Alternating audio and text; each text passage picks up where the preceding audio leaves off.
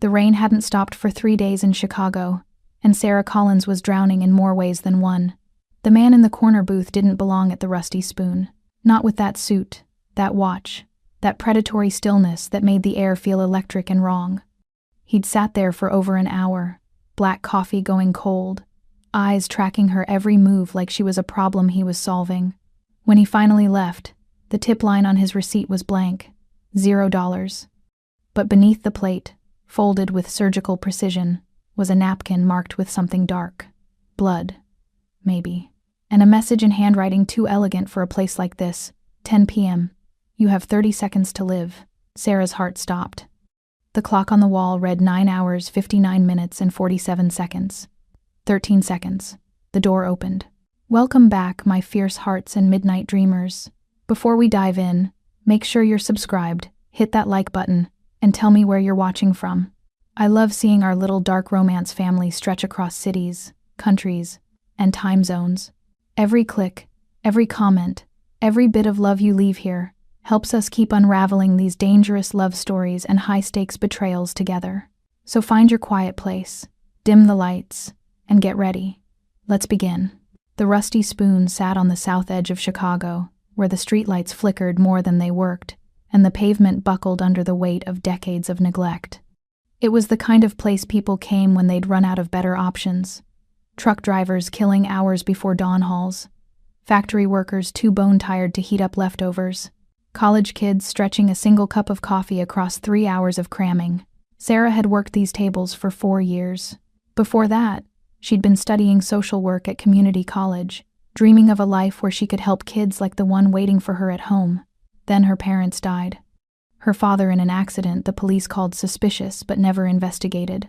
Her mother 6 months later from what the death certificate called a heart attack, but Sarah knew was a broken heart. Suddenly she was 23 with a mute 8-year-old to raise, and bills that multiplied like rabbits. The diner paid just enough to keep the lights on in their studio apartment, and food in Toby's belly. Night shifts meant she could be there when he woke up, make him breakfast, walk him to the special school that cost more than she wanted to think about. She was 27 now, though exhaustion had carved lines around her eyes that made her look older. Her uniform was clean but worn thin at the seams, her smile practiced enough to seem genuine. Most customers never bothered learning her name, she knew all of theirs. Tonight, the usual crowd filled the cracked vinyl booths. Eddie at the counter, construction worker with hands like slabs of concrete, nursing his third coffee and complaining about his supervisor. Maria in booth 2, late shift nurse from County General, face gray with the weight of too many deaths in 1 week. Sarah listened, refilled cups, cleared plates, moving through the routine with the muscle memory of someone who'd stopped thinking about what her life had become. At the register, she'd checked her phone earlier. At the register, Sarah glanced toward the kitchen door. Toby was back there in the break room, hopefully asleep on the makeshift cot she'd set up. Mrs. Curry, the elderly neighbor who usually watched him, had called in sick at the last minute, and Sarah had no choice but to bring him to work. She hated having him here, sleeping amidst the smell of grease and stale coffee, but she couldn't afford to miss a shift. She especially couldn't afford to lose him. Toby hadn't spoken a word since the night their parents died. The doctors said it was trauma, that he might never speak again. Social services had already come around twice, asking questions about living conditions, about whether Sarah could really provide adequate care for a special needs child. She'd smiled through gritted teeth and showed them Toby's clean clothes, his art projects, the report cards that showed he was thriving everywhere except his voice. She couldn't lose him. He was all she had left.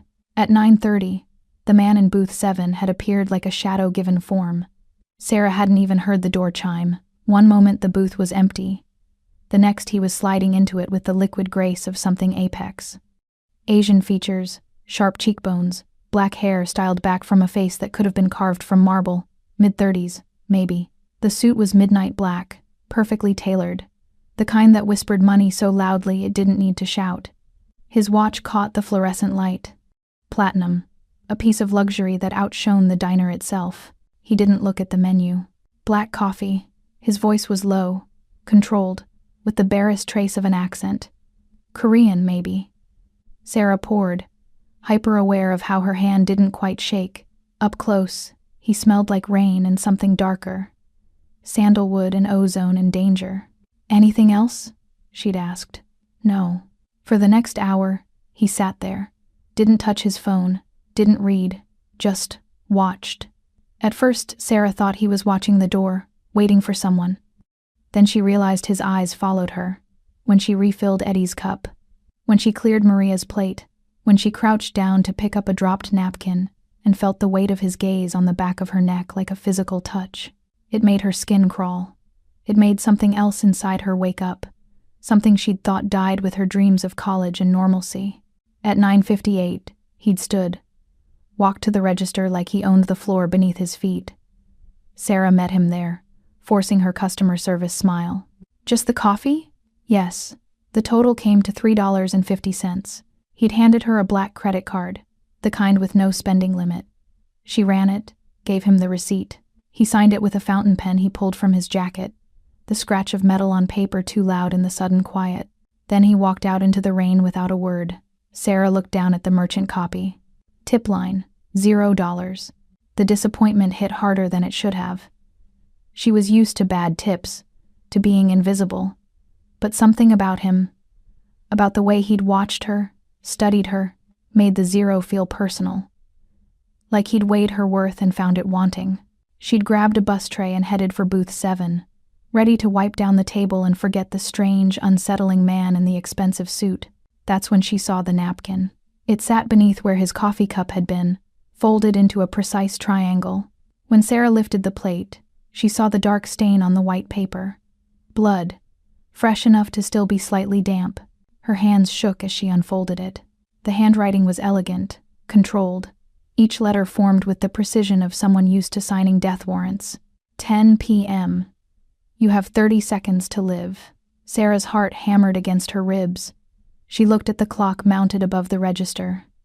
The second hand swept past the 9. 9 hours, 59 minutes, and 47 seconds.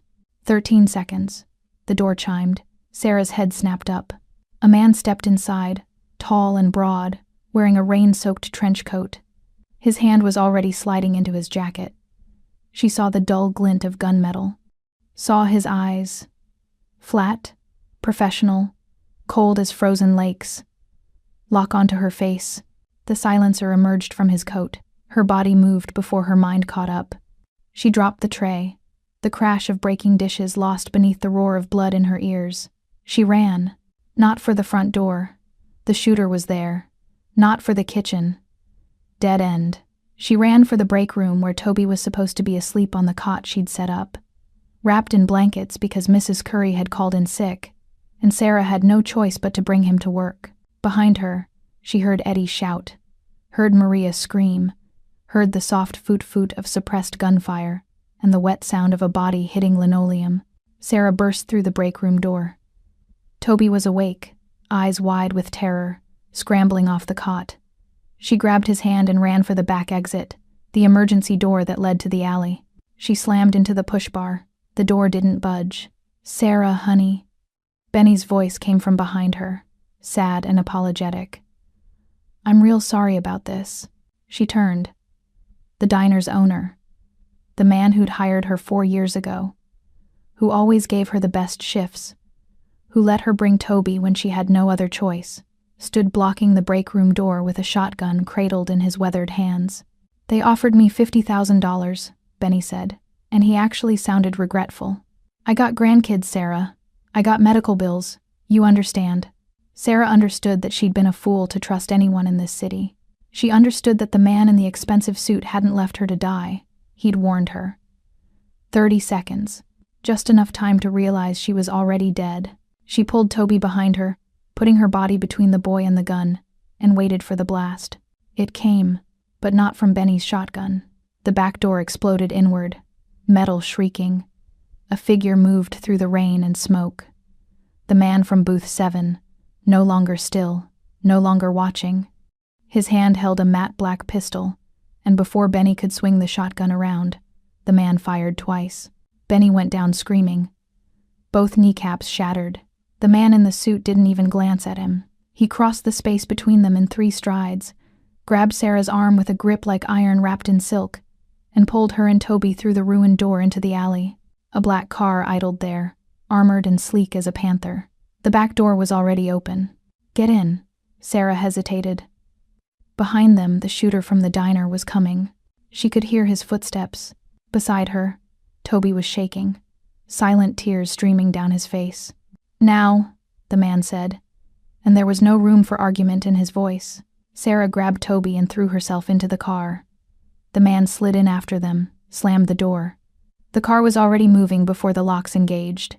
Sarah's lungs burned. Her hands shook. She looked at the man beside her. The one who'd left $0, who'd left a warning instead, who'd just killed to save her, and demanded, "Who the hell are you?" He didn't look at her. He was checking his weapon, ejecting the magazine, counting rounds with the mechanical precision of someone who'd done it 10,000 times. "My name is Lee Sung-min," he said quietly. "And you, Sarah Collins, have been wearing something that belongs to me for the last 19 years. His eyes finally met hers, dark and fathomless and absolutely certain. "That locket around your neck? The one your father gave you before he died?" Sung-min's voice was soft as a knife sliding between ribs. "Inside it is the key to $1 billion. And every criminal organization in 3 countries wants you dead to get it." Sarah's hand flew to her throat, to the cheap silver locket she'd worn since she was 8 years old, the one her father had clasped around her neck the night before the accident, the one he'd made her promise to never, ever take off. The car accelerated into the Chicago night, rain streaming across bulletproof glass, and Sarah realized with cold, crystalline certainty that her life, the small, struggling, ordinary life she'd built from the ruins of her parents' deaths, was over. The only question now was what would rise from the ashes. The leather seat was soft beneath her torn uniform. Toby pressed against her side, still silent, still shaking. Sung-min made a phone call in rapid Korean, his voice clipped and commanding.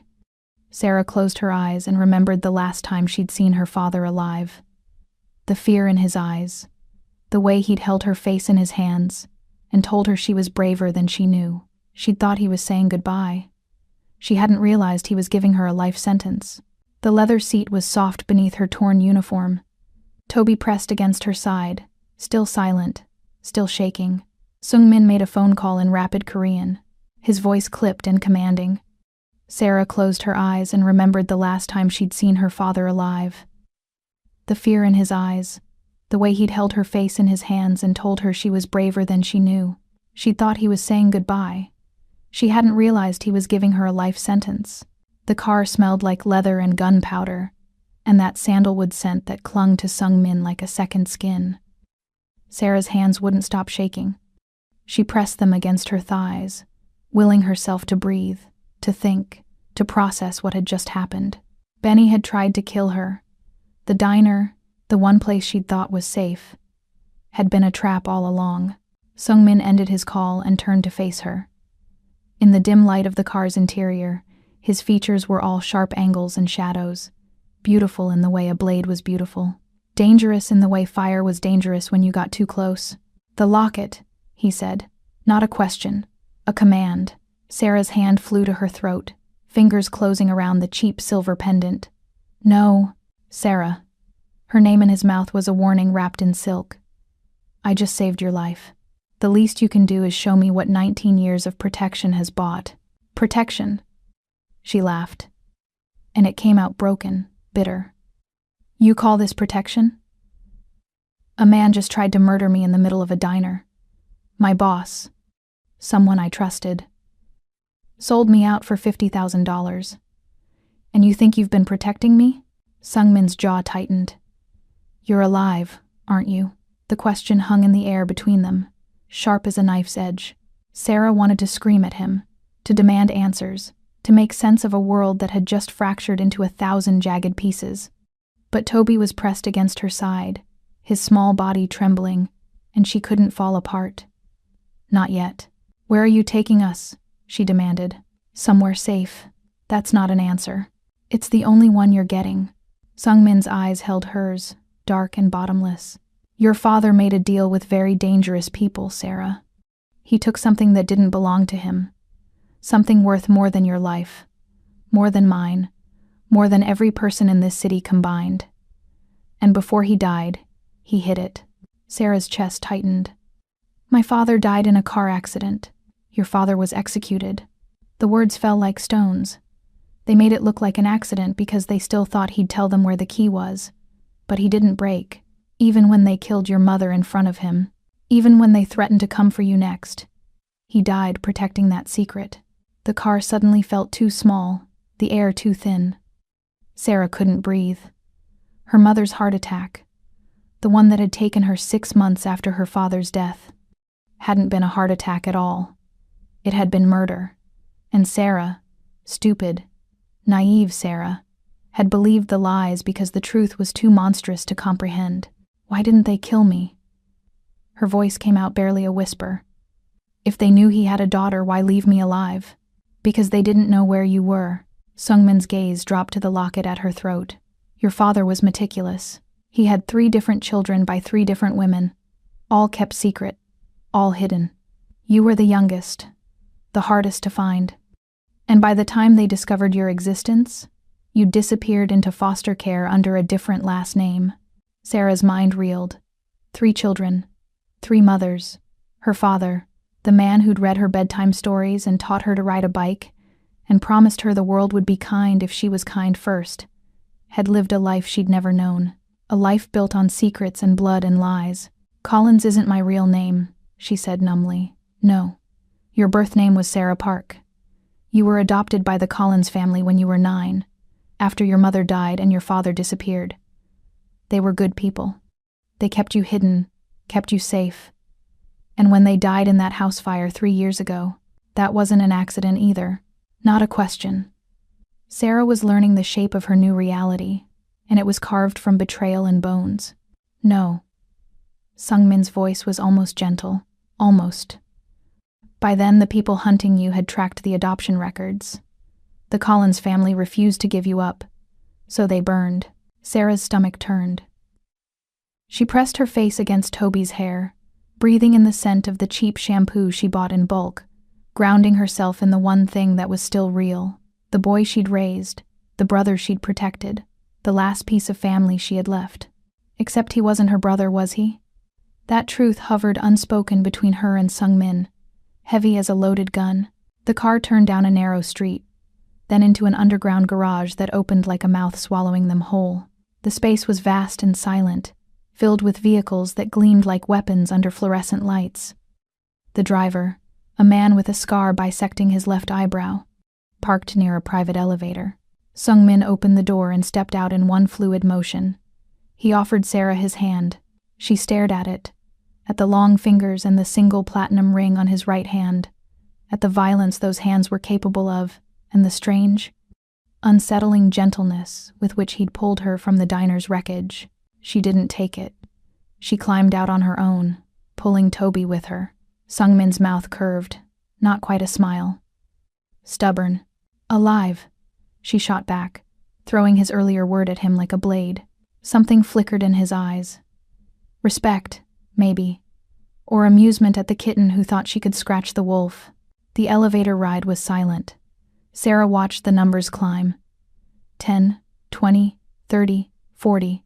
The penthouse, of course. Men like Sungmin didn't live on the ground. They lived above everyone else, looking down on the world they controlled. The doors opened onto a space that stole her breath. Floor-to-ceiling windows revealed Chicago stretched out below them like a glittering kingdom. The penthouse was all clean lines and expensive emptiness. White marble floors, black leather furniture, art on the walls that Sarah recognized from her brief semester of art history before she dropped out. A Rothko, a Basquiat, pieces worth millions, hanging casual as photographs. Guest room is down that hall, Sungmin said, nodding to the left. There are clothes in the closet. Food in the kitchen. You and the boy will stay here until I've dealt with the immediate threats.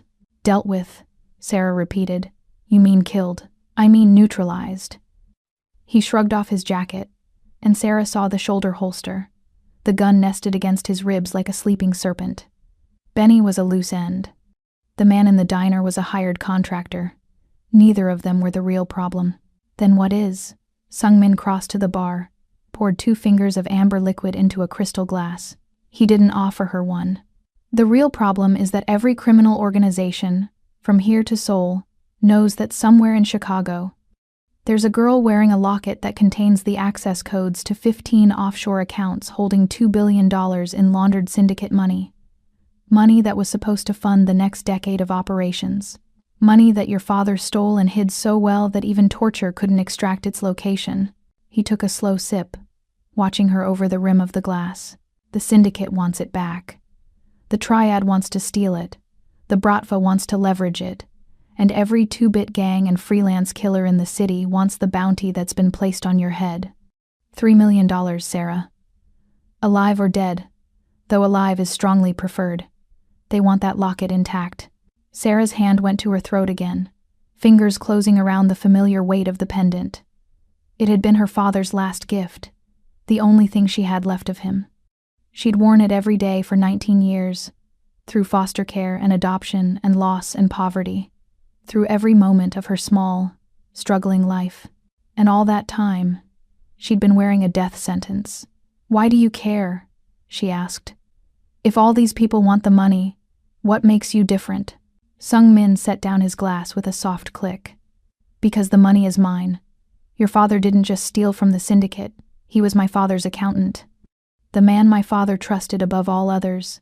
And when my father was dying, when the vultures were circling and the family was fracturing, your father took the emergency funds and vanished. The money that was supposed to protect the legitimate businesses. The money that was supposed to keep my mother and sisters safe. He took it all and left us vulnerable." His voice was cold, controlled, but Sarah heard the fury beneath it, the old wound that had never healed. "My uncle used that vulnerability to stage a coup," Sung Min continued. "He killed my father, tried to kill me. Would have succeeded if I hadn't already built my own network, my own power base. It's taken me 7 years to consolidate control, to rebuild what was lost. And now, finally, I've found the key to what was stolen." He crossed the space between them, moving with that predatory grace that made Sarah's pulse jump. He stopped close enough that she could feel the heat radiating from his body, could smell the gunpowder and sandalwood and rain. "So yes, Sarah Collins, or Sarah Park, or whoever you decide to be, I care. I care because that locket around your neck represents everything I've lost, everyone I've failed to protect, and I will have it back." Sarah tilted her chin up, refusing to be intimidated even though her heart was hammering against her ribs. "And what happens to me when you take it? That depends." "On what?" "On whether you're smart enough to survive what comes next." His hand rose, slow enough that she could have stepped back, could have fled. But Sarah stood her ground as his fingers brushed the side of her neck, traced the chain of the locket with a touch so light it felt like a whisper. "The 0 tip wasn't an insult, Sarah. It was a code. Benny's safe combination. I needed you to deliver something to him without knowing what you were carrying. A virus on a USB drive hidden in a coffee stirrer.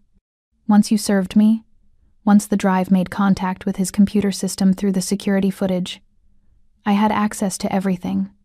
His ledgers, his contacts, proof that he'd been selling information on syndicate safe houses for the past 3 years." Sarah's breath caught. "You used me. I saved you." His thumb pressed against her pulse point, feeling the rapid beat of her heart. "Benny was always going to sell you out. The bounty was too high, and he was too desperate. But I made sure I was there when it happened. I made sure you'd live long enough to be useful." The words should have made her angry, should have made her hate him, but all Sarah could focus on was the heat of his touch, the way his eyes had darkened as he watched her face, the dangerous awareness that thrummed between them like a live wire. "I'm not your tool," she said, her voice rough. "No." Sung Min's mouth curved into something that wasn't quite a smile. "You're my salvation, or my destruction. I haven't decided which yet." He released her and stepped back, and Sarah felt the absence of his touch like a physical thing. She hated that she noticed. Hated that her skin felt cold where his fingers had been. Toby tugged on her sleeve, his wide eyes moving between Sarah and Sung Min, reading the tension in the air with the uncanny perception of children who'd learned to survive by staying quiet and invisible. "Guest room," Sung Min said again, his voice returning to that clipped, commanding tone. "Sleep, eat, Tomorrow we figure out how to keep you alive long enough to unlock that locket without triggering the failsafe. Failsafe? Sarah's stomach dropped. Your father was paranoid and brilliant. The locket has a biometric lock. Your fingerprint opens it. Anyone else's triggers a thermite charge that will melt the drive and everything within a 6-inch radius, including fingers, including faces. He picked up his glass again, took another sip. So you see, Sarah, you're not just valuable, you're irreplaceable. And that makes you the most dangerous thing I've ever brought into my home. Sarah stood there, holding Toby's hand, staring at the man who'd killed to save her and used her as a pawn, and looked at her like she was either a miracle or a curse he couldn't quite figure out. Get some rest, Sung-min said, dismissing her with a look. Tomorrow, I'll show you exactly what kind of world your father left you in, and you'll decide whether you're strong enough to survive it. Sarah turned and walked down the hall. Toby pressed against her side, her mind spinning with revelations and lies and the phantom heat of Sung-min's touch against her throat. The guest room was bigger than her entire apartment, all soft grays and clean lines, and a bed that looked like heaven after years of sleeping on a second-hand futon. But when she lay down, Toby curled against her like he'd done since he was small enough to fit in the crook of her arm. Sarah didn't sleep. She stared at the ceiling and thought about her father, about the man she'd loved and the man she'd never known, about the gift he'd given her that was really a curse, and she thought about Lee Sung-min, the dragon who'd pulled her from the fire, and wondered if being saved by a monster was really any different from being killed by one. The only difference, she thought as exhaustion finally dragged her under, was that monsters didn't let you go once they'd claimed you, and Sung-min had already marked her as his. Sarah woke to silence and the smell of coffee. For one disoriented moment, she thought she was back in the studio apartment, that the alarm would ring any second, and she'd have to get Toby ready for school before her shift. Then she opened her eyes and saw the floor-to-ceiling windows. The impossible view of Chicago spread below her like a conquered city, and remembered that her life as she'd known it was over. Toby was already awake, sitting cross-legged on the plush carpet, drawing in a sketchbook that definitely hadn't been there last night. His colored pencils were arranged in careful rows, and he was absorbed in creating something with the fierce concentration he brought to everything he loved. The boy who couldn't speak had always let his art do the talking. Sarah sat up slowly. Her body ached, the crash of adrenaline leaving bruises in its wake. The uniform she'd been wearing was gone, replaced by silk pajamas that felt obscenely expensive against her skin. Someone had undressed her while she slept. The thought should have terrified her, should have made her feel violated. Instead, she felt a strange awareness, a heat low in her belly that she absolutely refused to examine. She found clothes in the closet exactly as Sung-min had promised. Designer labels she recognized from magazines, sizes that fit her perfectly, which meant someone had been watching her long enough to know her measurements. The invasion of privacy should have made her angry. Instead, it just confirmed what she already knew. Sung-min was a predator who studied his prey before he struck. She chose black jeans and a simple white shirt, rejecting the dresses and delicate fabrics that felt like costumes for a life she didn't live. When she emerged from the bedroom, Toby trailing behind her with his sketchbook clutched to his chest, she found Sung-min at the dining table. He'd changed too. Gone was the blood-spattered suit from last night. Now he wore black slacks and a black shirt with the sleeves rolled to his elbows, revealing forearms corded with lean muscle and marked with ink. Pieces of the dragon tattoo she'd glimpsed last night, continuing up his arms like a serpent coiling around prey. He was reading something on a tablet, a cup of coffee steaming at his elbow, and he looked so perfectly domestic that Sarah almost laughed. Almost, because there was nothing domestic about the gun resting on the table within easy reach, or the cold calculation in his eyes when he looked up at her. "Coffee's fresh," he said. "Kitchen is stocked. Take what you want." Sarah moved past him into the kitchen, hyper-aware of his gaze, tracking her movements.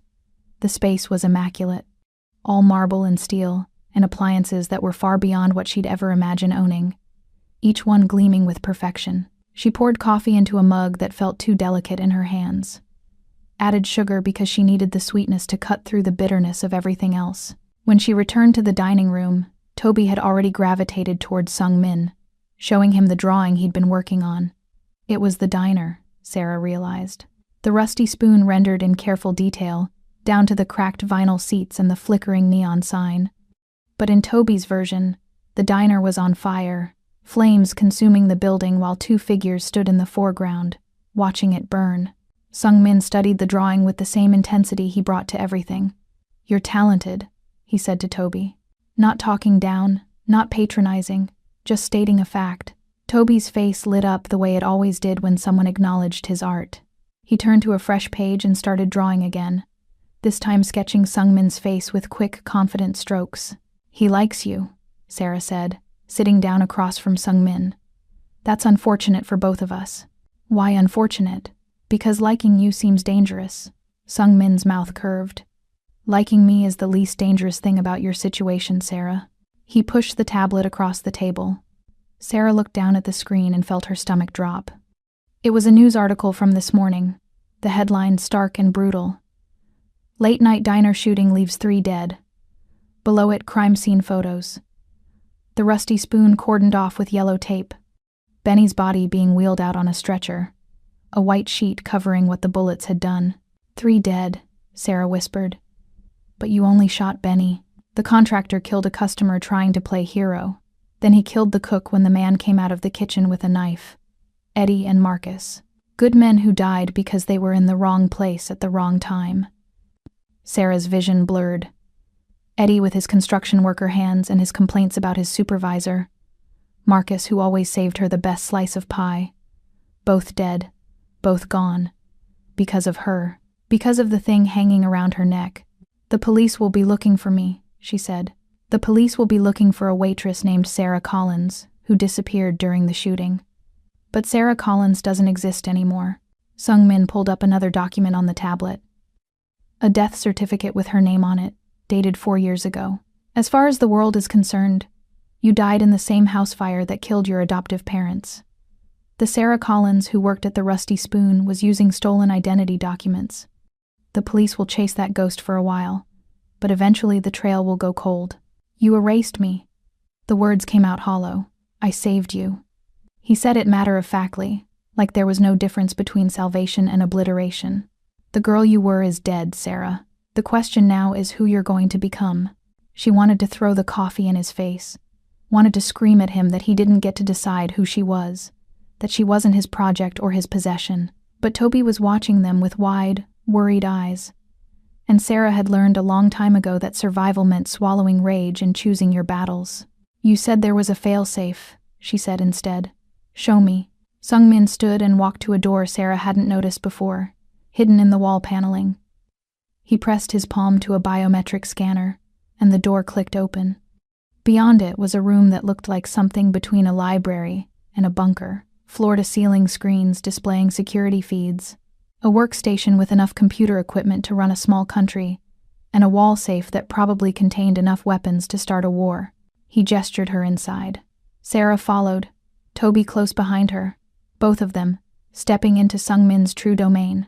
This was where the dragon lived, she realized. The penthouse was just the mask.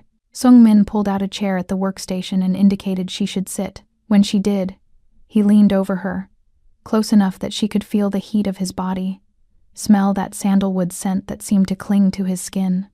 His hand came down on the desk beside hers, caging her in, and Sarah's pulse jumped. "The locket," he said, his voice low and dangerous. "Take it off." "You said." "I said anyone else triggering it would be a problem. I didn't say you couldn't open it yourself." His breath ghosted against her ear. "Open it, Sarah. Let's see what your father thought was worth dying for." Sarah's hands shook as she reached for the clasp at the back of her neck. The locket had been around her throat for so long it felt like part of her body. Removing it felt like removing a piece of her soul, but she unhooked the chain and held the pendant in her palm, feeling its weight for the first time in years. It was cheap silver, tarnished and scratched. The kind of jewelry you bought at a drugstore. Nothing special. Except when Sarah looked closer, she saw the seam wasn't quite right. The edges didn't match.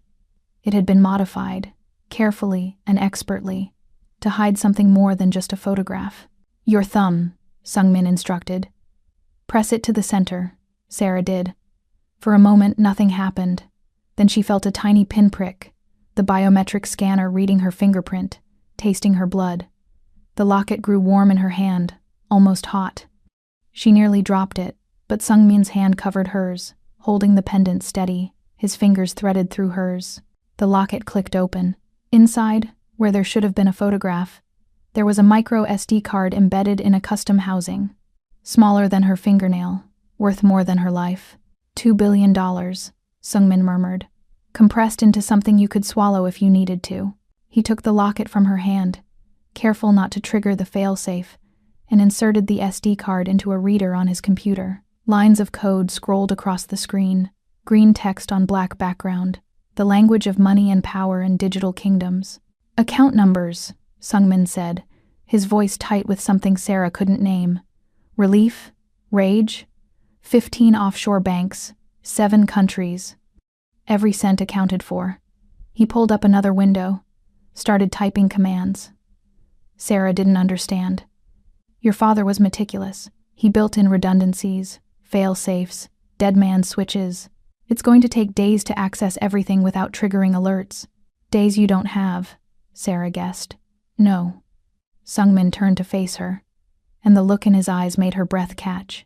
He was standing close, too close, near enough that she could see the flecks of amber in his dark irises, the faint scar bisecting his left eyebrow. The moment that locket opened, it sent a ping to a monitoring system your father set up. He wanted whoever found it to know they were being watched, which means every enemy I have now knows exactly where to find you. So this penthouse is about to become a war zone. He reached past her and pulled a handgun from a drawer, checked the magazine with practiced efficiency. I have maybe 2 hours before the first wave hits. 4 hours before they coordinate a proper assault. Sarah's mind raced. Then we leave. We run. You said you have resources. Running is what prey does. Sungmin's voice was cold, final. I'm not prey, Sarah. I'm the thing that hunts, and I'm done letting my uncle think he's won. He moved to the wall safe, input a code, and pulled out weapons with the ease of someone who'd done this 1,000 times. A rifle, 2 more handguns, clips of ammunition that he loaded with mechanical precision. He was arming for war right in front of her, and Sarah realized with horrifying clarity that he'd been expecting this, planning for it, maybe even looking forward to it. You knew, she said. You knew opening the locket would bring them here. Of course I knew. Sungmin's smile was sharp as broken glass. Why do you think I brought you here instead of hiding you somewhere safe? You're not just the key, Sarah. You're the bait, the trap, the thing that will make all my enemies show their faces at once so I can put bullets in them. The betrayal hit harder than it should have. Sarah had known she was a pawn, but somewhere in the dark car last night, in the moment when Sungmin had pulled her from the wreckage, she'd let herself believe he might actually care about keeping her alive for reasons beyond his own agenda. You're using me, she said, her voice flat. Yes, and if they kill me getting to you, they won't. Sungmin turned to face her fully, and the intensity in his gaze made Sarah's breath catch. I didn't spend 7 years tracking down your father's secrets just to let someone put a bullet in you before I've extracted every ounce of usefulness from your existence. You're mine, Sarah. Mine to protect. Mine to use. Mine to keep alive until I decide otherwise. The possessiveness in his voice should have terrified her, should have made her hate him. But Sarah felt something else entirely. A dark, twisted awareness that she was seen. Wholly and completely seen. Not as the struggling waitress everyone pitied, not as the foster kid no one wanted, but as something valuable, something worth keeping, even if the reasons were terrible. I don't tip what is already mine, she repeated his words from last night. Is that what I am? Your property? Sungmin crossed the space between them in 2 strides. He didn't touch her, but he stood close enough that Sarah had to tilt her head back to meet his eyes. Close enough that she could see the war happening behind his controlled expression. My father used to say that ownership and protection were the same thing in our world, he said quietly. You can't keep what you don't claim. You can't defend what isn't yours. His hand rose, and Sarah held her breath as his fingers brushed the hollow of her throat where the locket had rested, his touch searingly gentle. So yes, Sarah. As of last night, when I put my body between you and a bullet, when I killed to keep you breathing, you became mine. My responsibility, my asset, My problem. Your weakness, Sarah said, and watched something flicker in his eyes. Perhaps. His thumb traced her collarbone, the touch making her shiver despite the warmth of the room. But weakness is just another word for caring what happens next. And I stopped caring about anything except survival a long time ago. He dropped his hand. Until you, the confession hung in the air between them, raw and unwanted. Sarah didn't know what to do with it, didn't know how to process the fact that this man, this killer, this dragon, had just admitted she'd become something more than a transaction. Before she could respond, an alarm shrieked through the penthouse. Red lights flashed on every screen in Sungmin's command center. He was moving before Sarah could react, grabbing the rifle and shoving a handgun into her hands. Safety's off, he said. Point and shoot. Can you do that? Sarah stared at the weapon, felt its weight, its promise of violence. I've never. Then learn fast. Sungmin pulled her to her feet and pushed her toward Toby, who'd stopped drawing and was watching with frightened eyes. Take him to the panic room, third door on the left down the hall. Code is your birthday. Stay there until I come for you. And if you don't come? Sungmin's smile was sharp and deadly. Then use that gun I gave you. Shoot anyone who tries to open the door. And when you run out of bullets, use the knife in the bottom drawer. Aim for the eyes or the throat. Don't hesitate. Don't think. Just survive. He turned to leave, but Sarah caught his arm. Wait. He looked back at her, and Sarah saw something in his expression that hadn't been there before. Worry. Real, genuine worry. Don't die, she said. I need you to not die. Sungmin's hand came up, cupped her face with a gentleness that contradicted everything else about him. I don't plan to. I have too much unfinished business with you. Then he was gone, moving through the penthouse like a shadow, and Sarah was alone with Toby and a gun, and the terrible knowledge that she'd just asked a monster not to die because the thought of his death scared her more than her own. The panic room was smaller than Sarah expected. 10 by 10 feet of reinforced steel and concrete, lined with supplies and surveillance monitors showing every angle of the penthouse. Sarah set Toby on a cot in the corner, gave him his sketchbook and pencils, and tried not to think about the gun in her hand or the man fighting for his life somewhere above them. On the monitors, she watched Sungmin move through the penthouse with lethal efficiency. The first attacker came through the window in a shower of glass. Sungmin put 2 rounds in him before the man's feet hit the floor. The second came through the front door, breaching charge, blowing it off the hinges. Sungmin dropped him with a headshot, then rolled behind the marble kitchen island as return fire chewed through the granite countertops. Sarah counted 6 attackers. Maybe 7. Professional, coordinated, dressed in tactical gear. They moved like soldiers, covering angles, communicating through hand signals.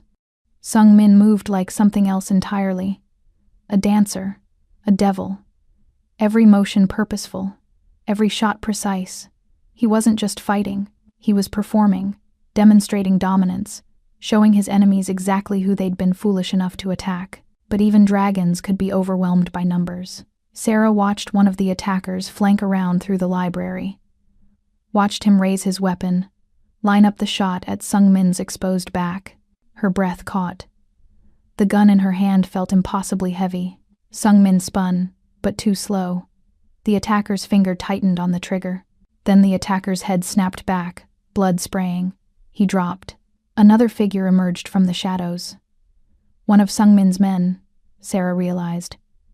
The driver from last night with the scarred eyebrow. He was bleeding from a shoulder wound, but his gun was steady. The fight became chaos.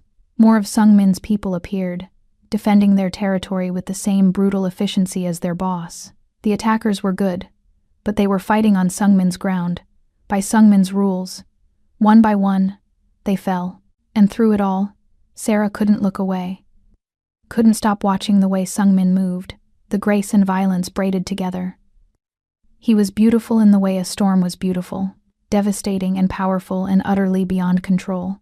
When the last attacker fell, Sungmin stood in the wreckage of his penthouse, chest heaving, face spattered with blood that wasn't his. He looked directly at one of the cameras, and Sarah felt the weight of his gaze even through the monitor. It's over, she whispered to Toby. We're safe. But when Sungmin came for them, When he input the code and pulled open the panic room door, Sarah knew nothing was over. This was just the beginning. He looked like a demon standing in the doorway, backlit by the emergency lighting, covered in the evidence of violence.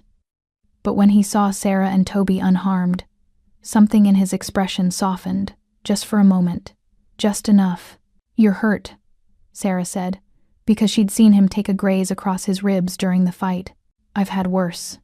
But he was holding his side, and when Sarah stepped closer, she saw blood seeping between his fingers. "Let me see." "Sarah, sit down. Let me see." She didn't know where the authority in her voice came from, didn't know why Sung-min obeyed, but he sat on the cot, and Sarah knelt between his legs, her hands pushing his blood-soaked shirt up to reveal the wound beneath. It wasn't deep, but it was bleeding steadily. Sarah found the first aid kit mounted on the wall. Of course there was a first aid kit in the panic room, and pulled out gauze and antiseptic. Her hands were shaking, but her voice was steady. "This is going to hurt. Everything hurts," Sung-min said. "Do it." Sarah cleaned the wound, trying not to think about how intimate this was. Her hands on his bare skin, his breath coming faster as she worked. The way his muscles tensed under her touch, not from pain but from something else entirely. The dragon tattoo that covered his chest was even more intricate up close. Black ink rendered in traditional Korean style, the creature coiling around his torso, one claw reaching toward his heart. Sarah traced the lines without thinking, feeling the heat of his skin, the thundering of his pulse. "You should be afraid of me, Sarah," Sung-min said quietly. His hand came up to cover hers, stilling her movements. "After what you just saw, after what I did, you should be running." Sarah met his eyes. "I'm not running." "Why not?" "Because I'm afraid for you." The words came out before she could stop them. "I watched those men try to kill you, and I was terrified. Not of you. For you. And that's probably the stupidest thing I've ever admitted." Sung-min's grip on her hand tightened. "I've killed people, Sarah. More than you saw tonight. More than I can count. I'm not a good man. I'm not even a man trying to be good. I know." Sarah pressed her palm flat against his chest, felt his heartbeat strong and steady beneath her fingers. "But you're the man who saved me. The man who protected Toby. The man who just fought off an army to keep us safe. So maybe you're not good, Sung-min. But you're mine." She didn't know where the words came from, didn't know what made her claim him the way he'd claimed her. But the moment the declaration left her lips, she felt the truth of it. She'd spent her whole life being invisible, being used, being left behind. And here was a man who saw her, who valued her, who would kill the world to keep her breathing. That was worth more than goodness.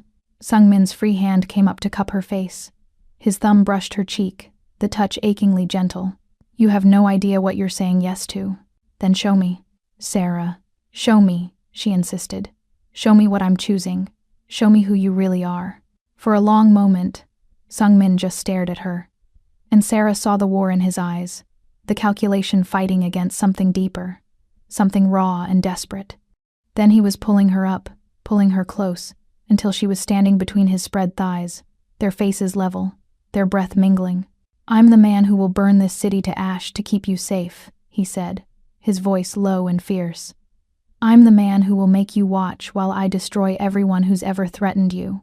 I'm the man who will lock you in a cage of gold and diamonds and call it love, because I don't know how else to care for something without owning it completely." "Then own me," Sarah whispered.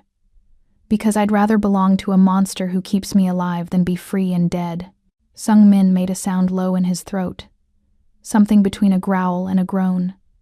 His hand slid into her hair, tilting her head back, exposing the vulnerable line of her throat.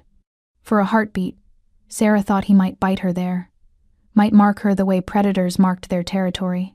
Instead, he pressed his forehead against hers and breathed. "You're going to ruin me." "Good," Sarah said. "We can be ruined together." She felt his smile against her skin, felt the shift in the air between them, the acknowledgement that they'd both just crossed a line they could never uncross. Then his mouth was on hers, and Sarah stopped thinking entirely. The kiss was nothing gentle. It was claim and conquest, demand and surrender. Sung-min kissed like he fought, with precision and passion, and the absolute certainty that he would win. His hand in her hair held her exactly where he wanted her, his other arm banded around her waist, pulling her flush against him until Sarah could feel every inch of his body, every hard plane and edge. She'd been kissed before, quick fumblings with boys in high school, a brief relationship in community college, before everything fell apart. But those had been pale shadows. This was fire. This was consuming. This was Sung-min showing her exactly what it meant to belong to a dragon. When he finally pulled back, they were both breathing hard. Sarah's lips felt bruised. Her body felt electric. "The wound," she managed. "I need to finish bandaging it." "Forget the wound." Sung-min's voice was rough, barely controlled. "I need—" He stopped himself, jaw clenching. "No, not here. Not with Toby watching. Not in a panic room surrounded by bodies. When I have you, Sarah, it will be because I can take my time. Because I can show you exactly what it means to be mine. Do you understand?" Sarah nodded, not trusting her voice. "Good." Sung-min released her with visible effort, his hands lingering for a moment before falling away. "Finish the bandaging. Then we're leaving. This penthouse is compromised. We need to disappear until I can regroup." Sarah forced her hands to stop shaking as she wrapped gauze around his ribs, secured it with medical tape. Her mind was spinning with the implications of that kiss, with the dark promise in Sung-min's voice. She'd just agreed to belong to a killer, to a man who saw violence as a solution and possession as protection, and the terrifying part was that she didn't regret it. When the wound was dressed, Sung-min stood and pulled her up with him. "There's a safe house in Chinatown. Underground. No one knows about it except my most trusted people. We'll go there while I figure out our next move. And Toby comes with us." Sung-min glanced at the boy, who'd been quietly drawing through everything, processing trauma the only way he knew how. "I protect what's mine, Sarah. That includes him." They left the panic room and walked through the war zone the penthouse had become. Bodies lay where they'd fallen. The beautiful space was destroyed. Furniture overturned, windows shattered, blood staining the white marble floors. Sung-min's men were already cleaning up, efficient and grim-faced. The scarred man from last night nodded at Sung-min. "We've secured the perimeter. No more immediate threats." "Good. Clean this up. Make it disappear. I want this place wiped by morning." "Yes, sir." Sung-min led Sarah and Toby to a private elevator, different from the one they'd used last night. This one went down instead of up, descending into the building's maintenance levels. They emerged in an underground garage Sarah hadn't seen before, filled with vehicles that ranged from nondescript sedans to armored SUVs. Sung-min chose a black Mercedes, bulletproof and anonymous. He opened the back door for Sarah and Toby, waited until they were settled, then slid into the driver's seat. As they pulled out into the Chicago night, Sarah looked back at the building they were leaving behind. Somewhere up there, in a penthouse that had been her prison and her sanctuary, men were erasing evidence of violence, covering up a war, and Sarah realized she didn't care. She'd spent her whole life trying to be invisible, trying to survive without drawing attention. But invisibility was just another kind of death. Sung-min had made her visible, had made her matter. And if the price of mattering was blood and darkness and belonging to a monster, then Sarah would pay it gladly. She caught Sung-min's eyes in the rearview mirror. He was watching her, his expression unreadable. "No going back," he said. "I know," Sarah replied. "You'll see things, do things, become things you never imagined." "I know. And you're still choosing this, choosing me." Sarah held his gaze. "I am." Sung-min's smile was sharp and satisfied. "Then welcome to the Dragon's Lair, Sarah. Try not to burn." The safe house in Chinatown was exactly what Sarah expected from Sung-min. Hidden in plain sight, accessible through a restaurant that served as a front, protected by people who looked like ordinary workers but moved with the watchfulness of soldiers. They descended through a kitchen, downstairs that shouldn't exist, into a space that was part bunker, part luxury apartment. Sung-min settled Toby in a bedroom, made sure the boy had everything he needed. Then he returned to find Sarah standing by the windows, one-way glass that showed the street above without revealing them to the world. "You should rest," he said. "I should demand answers." Sarah turned to face him, starting with why assassins were aiming for Toby. Sungmin's expression went cold. What? During the attack, I watched the monitors. Most of them were targeting you, but 2 split off. They went straight for the panic room. They weren't trying to breach it. They were setting charges to blow it open. They wanted Toby specifically. Sarah's voice was shaking. Why? Sungmin was silent for a long moment. When he spoke, his voice was carefully controlled. How old is Toby? 8. He just turned 8 last month. And you've been raising him since your parents died, 4 years ago. Yes.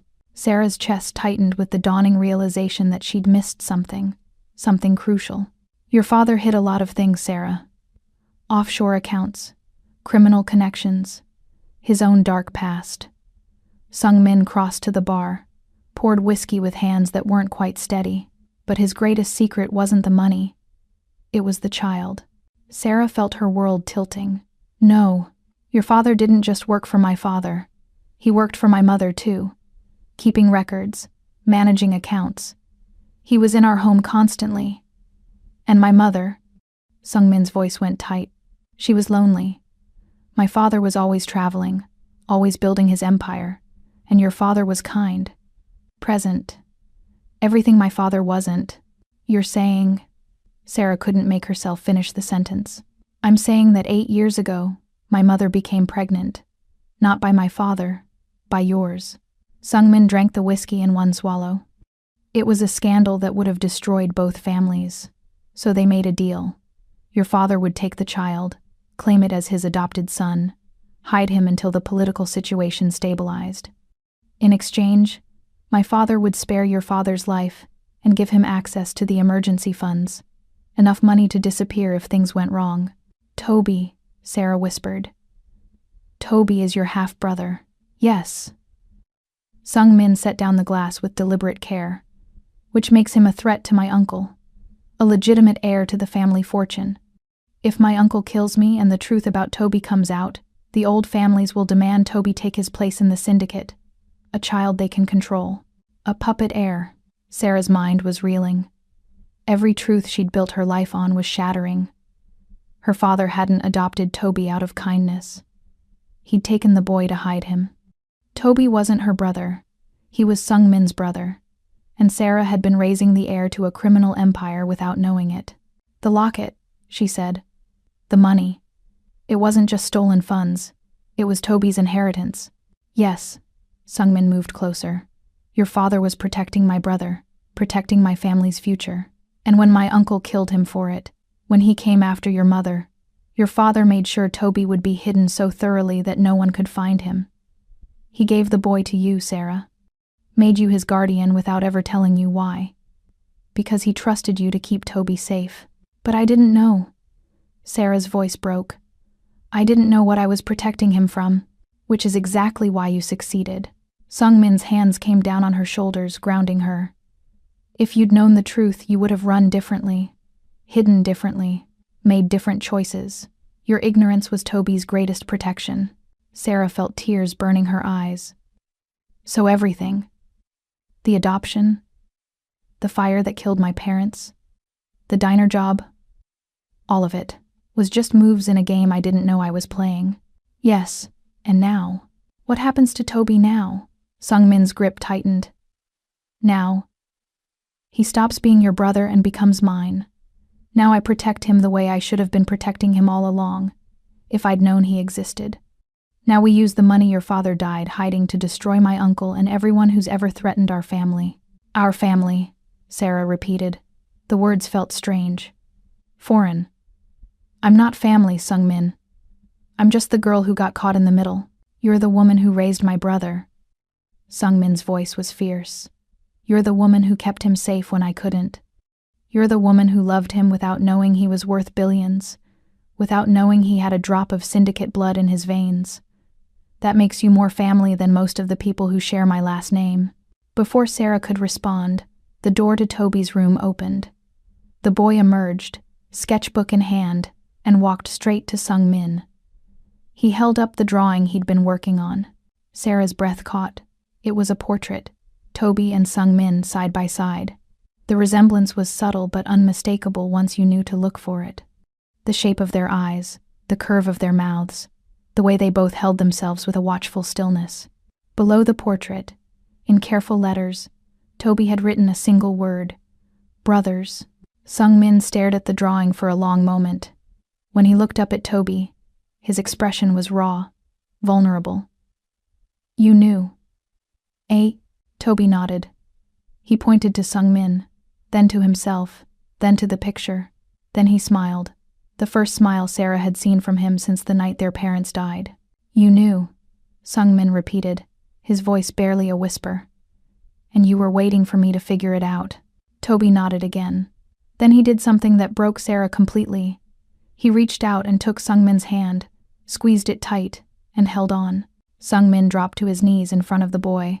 For the first time since Sarah had met him, the dragon looked utterly human. I'm sorry, he said roughly.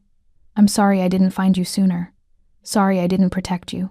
Sorry you had to hide and be afraid. But I'm here now, and I swear on everything I have, everything I am, no one will ever hurt you again. Toby threw his arms around Sung-min's neck, and Sung-min held him like he was the most precious thing in the world, his control finally cracking, his carefully maintained distance shattering. Sarah watched them and felt her heart break and rebuild itself in the same moment. This was family, not blood, but choice, not obligation, but love earned through sacrifice and survival. When Sung-min finally released Toby and stood, his eyes were bright with unshed tears. He looked at Sarah, and the emotion in his gaze was devastating. Thank you, he said simply, for keeping him alive, for keeping him whole, for being what he needed when I couldn't be. Sarah crossed the space between them and took both their hands, Sung-min's and Toby's, binding them together. We're family now, she said firmly. All three of us. So we protect each other. Agreed? Sung-min's hand tightened around hers. Agreed. Toby squeezed both their hands and nodded solemnly. Outside, the Chicago night deepened. Somewhere in the city, Sung-min's uncle was regrouping, planning his next attack. The war was far from over. But standing there in the hidden safe house, bound together by truth and trauma and a fierce determination to survive, Sarah felt something she hadn't felt in years: hope. And as Sung-min pulled both her and Toby close, as they stood together in the kind of embrace that felt like armor, Sarah realized she'd finally found what she'd been looking for her entire life. A place to belong. People worth fighting for. A reason to stop running and start standing her ground. The dragon had claimed her. But she'd claimed him right back, and together, they would burn the world before they let anyone take this fragile, fierce family away. The call came at dawn. Sarah woke to find Sung-min already dressed, standing by the windows with his phone pressed to his ear. His voice was low, controlled, speaking rapid Korean, but she'd learned to read the tension in his shoulders, the way his free hand clenched and unclenched at his side. Something was wrong. When he ended the call, he didn't turn around. Just stood there, silhouette against the rising sun, looking like a man preparing for his own execution. What is it? Sarah asked, pulling the silk robe tighter around herself. My uncle wants to negotiate. Sung-min's voice was flat, empty. He's offering a ceasefire. A chance to end this without more bloodshed. Sarah's stomach dropped. She'd seen enough movies, read enough thrillers to know that ceasefires in this world were just pretty words for traps. What does he want? Sung-min finally turned. His face was a mask, every emotion locked down tight. But his eyes were screaming. You and Toby, in exchange for peace and a guarantee that the remaining accounts will be split fairly between the families. The room tilted. You can't be considering this. I don't have a choice. He crossed to the bar, poured whiskey even though it was barely 6 a.m. He has leverage. 3 of my key lieutenants, their families. He's threatening to execute them one by one until I comply. Starting with Jin-ho's daughter. She's 7 years old, Sarah. Sarah felt sick. This was the world Sung-min lived in. A world where children were currency, where loyalty was purchased with the threat of slaughtered innocents. There has to be another way. There isn't. Sung-min drank, the motion mechanical. This is how it ends. I trade you for their lives. My uncle gets the access codes. The war stops. Everyone walks away. Except me and Toby. Sarah's voice cracked. We're the ones who don't walk away.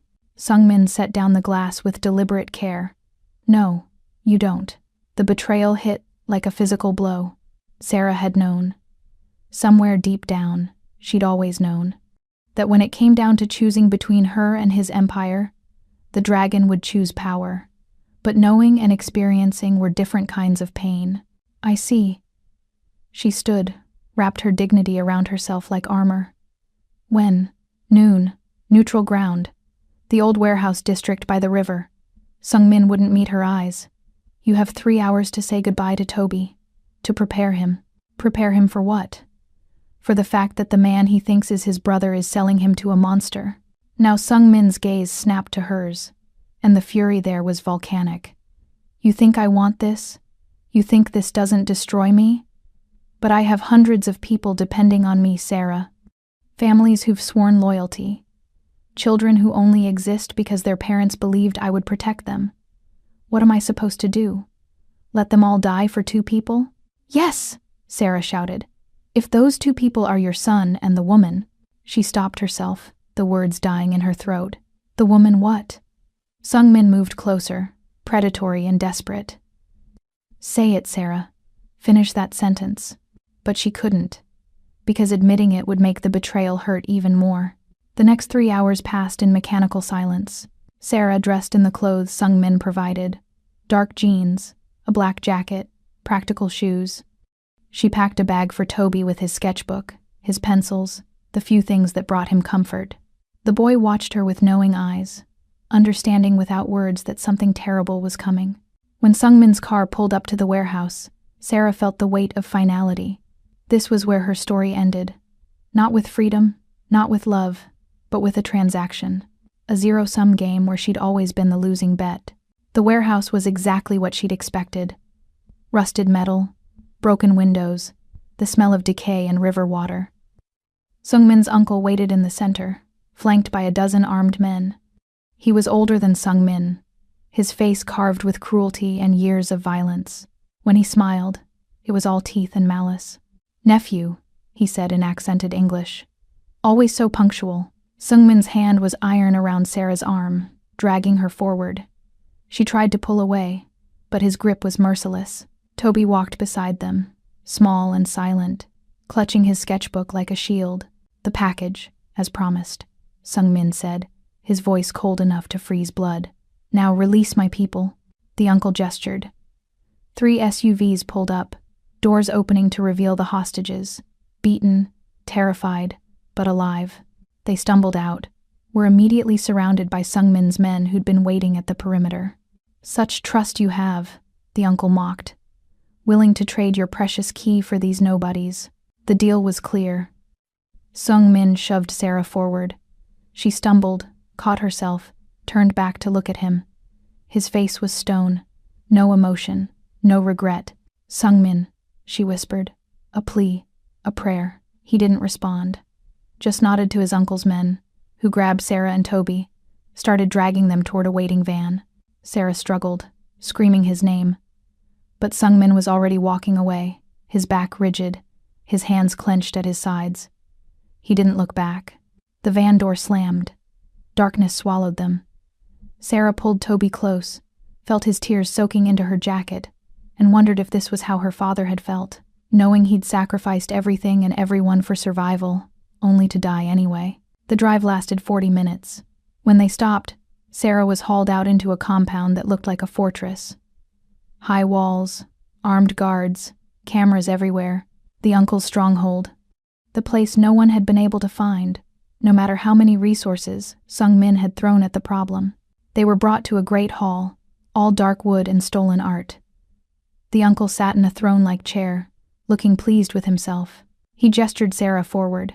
The locket, he demanded. Give it to me. Sarah's hand went to her throat. The chain was still there, the pendant warm against her skin. The last piece of her father, the last piece of herself. If I refuse, the uncle pulled a gun, pressed it against Toby's temple. Then I paint the walls with the boy's brain and take it from your corpse anyway. Sarah's hands shook as she unclasped the chain. This was it. The moment everything her father had died protecting would be lost. The moment the dragon's empire would be completed by the wrong monster. She held out the locket. The uncle snatched it, greedy and triumphant. Finally, he breathed. Finally, everything that should have been mine from the beginning. He pressed his thumb to the center, trying to activate the biometric lock. Nothing happened. He tried again. Again. His face contorted with rage. What is this? Why won't it open? Sarah felt a smile tugging at her lips. A terrible, dangerous smile. Because it's a fake. The real locket would have melted your fingers off by now. The uncle backhanded her. Sarah's head snapped to the side, blood filling her mouth. But she was laughing now, tasting copper and victory. You're holding a piece of cheap tin and a GPS tracker, and you just led the dragon right to your doorstep. The uncle raised the gun, pressed it to her forehead. Then you've just made yourself useless. Have I? Sarah met his eyes. Or have I just made myself the only person who can give you what you want? Kill me, and that drive is locked forever. Keep me alive, and maybe, I'll cooperate. It was a bluff. A desperate, stupid bluff. But it bought her time. The uncle lowered the gun slightly. We have ways of making people cooperate. I'm sure you do. Sarah wiped blood from her mouth. But torture takes time, and I'm guessing you have enemies who are very interested in what happened to Sungmin's delivery. How long before they figure out where you are? She saw the calculation in his eyes, the realization that she was right. Before he could respond, Sarah's attention snagged on something. A sound, barely audible, a rhythmic beeping coming from the locket in his hand. Sarah's eyes widened. The uncle looked down, confused. The beeping was getting faster. And then Sarah remembered Sungmin's whisper as he'd shoved her toward the van. Words meant to look like a curse but shaped like a promise. The service hasn't started yet. The locket wasn't just a key. It was a tracker. And the beeping meant the north wall exploded. Concrete and steel erupted inward in a shower of debris. Sarah grabbed Toby and dropped, covering his body with hers as the world turned to chaos and fire. Through the smoke and screaming, she saw them. Sungmin's forces, flooding the compound like an avenging army. And at the center of it all, walking through the flames like they couldn't touch him, was the dragon himself. Sungmin moved through the uncle's guards with surgical precision. Every shot found a target. Every motion was deadly grace. He wasn't just fighting, he was performing a massacre. And the dance was beautiful and horrifying in equal measure. The uncle scrambled backward, raising his gun. But Sungmin was faster. He shot the weapon from the old man's hand, then closed the distance in 3 strides. You should have known, Sungmin said, his voice carrying over the gunfire. The dragon doesn't trade his treasure. He just finds new ways to burn his enemies. He turned then, his eyes finding Sarah through the smoke. And the look on his face, relief and fury and something darker, something possessive, made her breath catch. Are you hurt? He demanded, crossing to her. Sarah struggled to her feet, still shielding Toby. You used us. You turned us into bait. Yes. No apology in his voice. I needed to find this place, needed to get inside, and you were the only thing my uncle wanted badly enough to reveal his location. He cupped her face, thumbs brushing away the blood at her mouth. I told you, Sarah.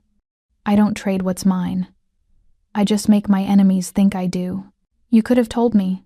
No. His grip tightened. You needed to believe it. Needed to be genuinely terrified, genuinely betrayed. Otherwise, my uncle would have known it was a trap. His forehead pressed against hers. I'm sorry. For the fear. For the pain. But I'm not sorry for keeping you alive. Sarah wanted to hit him. Wanted to kiss him. Wanted to scream. But Toby was pulling on her jacket, and Sungmin's men were securing the compound, and there wasn't time for any of it. The locket, she said. Your uncle has it. Sungmin's smile was sharp. No.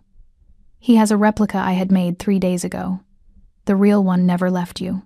He touched her collarbone, just above her heart. I had my best forger create a duplicate while you slept. Same weight, same appearance, but worthless. The real locket is in the safe at the Chinatown house. Sarah stared at him. You planned all of this.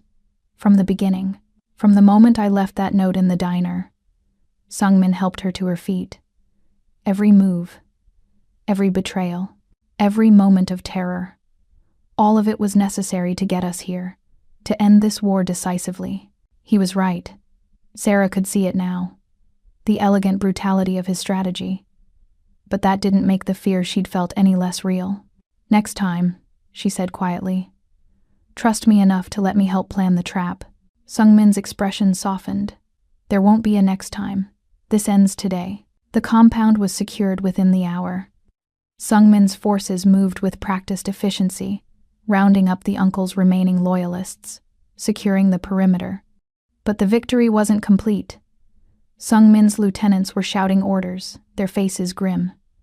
The uncle was gone. He'd slipped away during the breach, vanishing through a hidden tunnel in the safe room before the smoke cleared.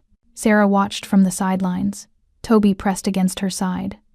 The boy was shaking, traumatized by the violence, and Sarah stroked his hair while trying to process everything that had just happened. Sungmin approached them, his face smeared with soot and blood that wasn't his. We secured the compound, but my uncle is in the wind. He escaped? Sarah asked, fear spiking in her chest. For now. But he lost his fortress. He lost his army. He's running scared, Sarah, and hunted men make mistakes. Sungmin's voice was cold. He tried to kill my brother. There is nowhere on earth he can hide from me. Sarah wanted to feel satisfaction, wanted to watch the man who'd terrorized them suffer. But all she felt was exhaustion and a desperate need for this nightmare to be over. There's something else, one of Sungmin's men said, approaching cautiously. We found a cell in the basement. There's someone down there, he claims. The man hesitated. He claims he's Sarah's father. The world stopped. Sarah couldn't breathe, couldn't process the words. Her father was dead, had been dead for 4 years. She'd mourned him, moved on, built a life from the ruins of his choices. That's impossible, she whispered. But Sungmin's expression told her it wasn't. They descended into the basement, each step feeling like walking into her own grave. The corridors were narrow, damp, smelling of mildew and despair. Prison cells lined the walls, most empty. But at the end, in the last cell, illuminated by a single bare bulb, her father sat on a concrete bench, head in his hands. He looked older, thinner. Gray streaked his hair, and his face was lined with suffering. But it was him. Unmistakably, impossibly him. Dad? Sarah's voice broke on the word. His head snapped up. When he saw her, something flickered in his eyes. Hope, maybe. Or calculation. Sarah, he breathed. Oh, sweetheart, you found me. Sungmin unlocked the cell. Sarah stumbled forward, her legs moving without conscious thought. 4 years. 4 years of grief and guilt and struggling to survive. 4 years of thinking he was dead. She threw her arms around him, sobbing. I thought you were gone. I thought they killed you. Her father's arms came around her, but the embrace felt wrong, too tight, too desperate. I'm here, he murmured against her hair. I'm alive. We can finally. His hand moved to her throat, fingers clawing for the chain of the locket, but his fingers met only skin. He froze. Then he shoved her back, staring at her bare neck with horror. Where is it? Reality crashed through Sarah's grief like shattered glass. Dad, the locket! He shrieked, his eyes wild and all pretense of love gone. Where is the locket? Where is my money? I don't have it. You lost it? He grabbed her shoulders, shaking her violently. The accounts, the billions. That's why I hid it with you. That's why I made you wear it. You were always just. He stopped himself, but the damage was done. Just what? Sarah's voice was barely a whisper. Just the safest place to hide it. Her father's expression hardened. You were a child. No one would suspect a child. And if they found you, if they hurt you, he shrugged. The failsafe would destroy the data. Either way, I was protected. Sarah felt something inside her shatter. You used me, your own daughter. You were never my daughter." The words exploded out of him, vicious and raw. "You were Park's mistake. The child of a woman I never loved, a responsibility I never wanted. But you were useful, trusting, easy to manipulate." He lunged for her throat again. "Now give me the locket before I take it." Sarah stumbled backward. Her father advanced, and she saw the weapon he'd hidden in his sleeve. A makeshift blade, sharp and deadly. "I didn't survive 4 years in this hell to let some stupid girl ruin everything," he snarled.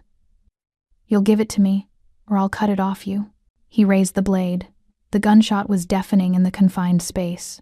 Her father screamed, dropping the weapon as blood bloomed across his thigh. He collapsed, clutching the wound, and Sarah looked up to see Sung Min standing there, gun raised, expression colder than winter.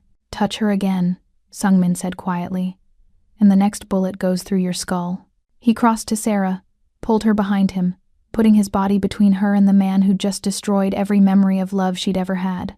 Sarah's father was sobbing now, the pain and fury mixing into something pathetic. "She's nothing, just a tool. You don't understand. The money, I earned it. It's mine." "Family isn't blood, Sarah," Sung Min said, his eyes never leaving her father. "It's who bleeds for you, who protects you, who sees your worth beyond what you can provide." He finally looked at her, and the tenderness in his gaze made her chest ache. "Your father taught me that, by showing me exactly what family should never be." Sarah's legs gave out. Sung Min caught her, lowered them both to the ground, and held her while she shattered. All the years of believing her father had loved her, had sacrificed for her, had died protecting her. All lies. She'd been nothing but a storage unit, a human safe deposit box. "I'm sorry," Sung Min murmured against her hair. "I'm sorry you had to learn this. Sorry I didn't kill him before you saw." "He's not worth your bullets," Sarah said, her voice hollow. She looked at her father, this stranger wearing a familiar face, and felt nothing. No love, no hate, just a vast, echoing emptiness. Let him rot in this cell. Let him die knowing the money he destroyed his soul for will never touch his hands. Sung Min helped her stand. They walked out together, leaving her father screaming threats and pleas behind them. Sarah didn't look back. There was nothing there worth remembering. In the corridor, she stopped, turned to Sung Min. "You knew. That's why you brought me down here. You wanted me to see. You needed to see." His hand cupped her face, thumb brushing away tears she hadn't realized were falling. "You needed to understand that the man who gave you life didn't give you value. You created that yourself. Through every sacrifice, every moment of love you showed Toby, every time you survived when you had every reason to give up." "I feel like I don't know who I am anymore," Sarah admitted. "Everything I believed. Then we'll figure out who you are together." Sung Min's forehead pressed against hers. No lies, no manipulation, just truth, no matter how brutal. Sarah's hands fisted in his shirt. Promise me you'll never use me the way he did." "I can't promise that." The honesty was startling. "I'm a monster, Sarah. I will use every resource I have to protect what's mine. And you," his voice roughened, "you're the most precious resource I have. So yes, I will use you. Your strength, your mind, your ability to survive. But I will never make you feel worthless. Never make you doubt your value." His lips brushed her temple. "Because you're not a tool to me. You're the reason I'm still fighting to keep this empire standing." It wasn't a declaration of love. It was something more complicated, more honest. And Sarah found herself accepting it, found herself nodding against his chest. They returned to the main hall. Toby was waiting, his eyes wide with questions. Sarah knelt before him, took his small hands in hers. "The man downstairs," she said carefully. "He's not who I thought he was. He's not family. Not anymore." She looked up at Sung Min, then back at the boy. "But you are. You and Sung Min. You're my family. The only family I choose." Toby threw his arms around her neck. And Sarah held him, this child who wasn't her brother but was more than blood could ever be, and let the last pieces of her old life crumble away. When they emerged from the compound, the sun was setting, painting the Chicago skyline in shades of fire and blood. Sungmin's hand found hers, their fingers threading together. "What happens now?" Sarah asked. "Now we rebuild." Sungmin looked at the city spread before them. "The war is over. The accounts are secure. My uncle will face justice." He turned to her. "And you decide what role you want to play in all of this. Partner, queen, or just the woman I protect." Sarah thought about it. About everything she'd survived, everything she'd learned. The girl who'd served coffee and hidden from the world was gone. In her place stood someone harder, someone who'd looked at monsters and not blinked. "I want to be the woman who stands beside you," she said. "Not behind, not beneath. Beside." Sungmin's smile was slow, dangerous, proud. "Then prepare yourself, Sarah Collins. Because standing beside a dragon means you burn with the same fire." "Good," Sarah said. "I'm tired of being cold. 2 weeks." That's how long the fragile peace lasted before everything went to hell again. Sarah had started to believe, foolishly, naively, that they'd won. Sungmin's uncle was imprisoned, facing the council's judgment. The compound had been seized, its assets absorbed into Sungmin's organization. The accounts her father had stolen were being slowly, carefully unlocked, the money redistributed to rebuild what had been destroyed. She'd even started sleeping without nightmares. Then came the night of the extraction. Sungmin had business across the city, a meeting with the heads of the other families to formalize the new power structure. He'd wanted Sarah to come, to be introduced as his partner, but she'd convinced him to let her stay at the Chinatown safe house with Toby.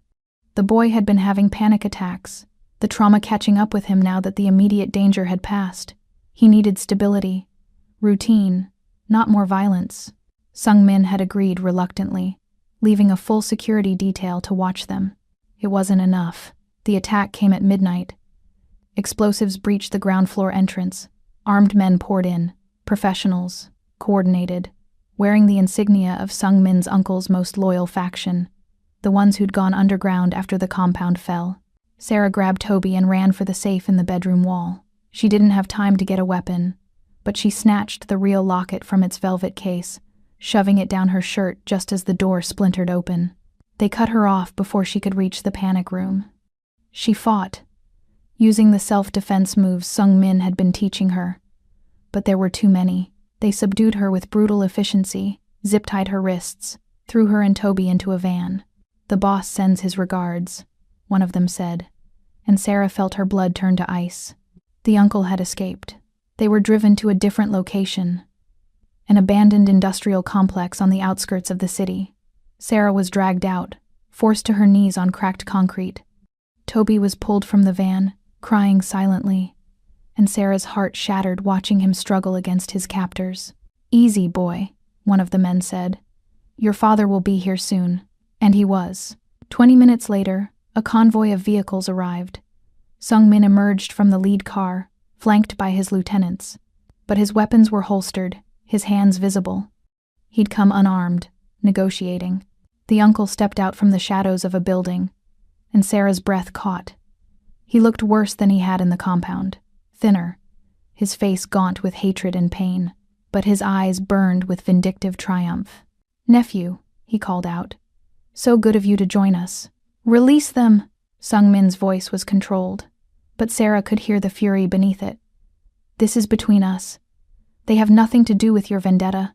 They have everything to do with it," the uncle gestured. "This woman, this bastard child. They're the reason you betrayed your blood, the reason you chose outsiders over family. They are my family." Sungmin took a step forward. "And if you harm them, there is nowhere in this world you'll be safe from me." The uncle laughed, the sound brittle and unhinged. Brave words from a man who has no leverage. He pulled a sniper rifle from one of his guards, moved to a balcony overlooking the courtyard. "But I grow tired of talking. Let me show you what happens to dragons who forget their place." He raised the rifle, and Sarah saw with horror that he was aiming not at Sungmin, but at her. Time slowed. Sarah saw Sungmin's expression change, saw the calculation, the terrible math of distance and trajectory. Saw him make a decision. He ran. Not for cover, not for his own vehicle. He ran toward her, closing the impossible distance between them. The rifle fired. Sungmin's body slammed into hers, momentum carrying them both to the ground. Sarah felt his weight, his warmth, felt him wrap himself around her, shielding every inch of her with his own body. Then she felt the wetness spreading across his chest. "No," she whispered. "No, no, no." Sungmin's breath was ragged against her ear. "I'm all right. He coughed, and Sarah felt something warm spray against her neck. Blood. Too much blood. "Sungmin?" She tried to push him off, to see the wound, but he wouldn't let her move. Wouldn't stop protecting her even as his own life was leaking out. Chaos erupted. Sungmin's men returned fire, advancing on the uncle's position. The courtyard became a war zone, but Sarah could only focus on the man in her arms, the dragon who'd taken a bullet meant for her. "You stupid, arrogant." Her voice broke. "You can't die. I won't let you die." "Didn't ask permission," Sungmin managed, and even now bleeding out, he was smiling. "Told you. I protect. What's mine?" His eyes fluttered closed. "No!" Sarah screamed his name, pressing her bound hands against the wound in his chest, trying to stop the bleeding. But there was so much blood, and it was everywhere, and she couldn't lose him. Someone was pulling her away. Jin-ho, Sungmin's scarred lieutenant, was lifting Sungmin's body, carrying him toward a vehicle. "We have a medical team standing by. He'll make it. He has to make it."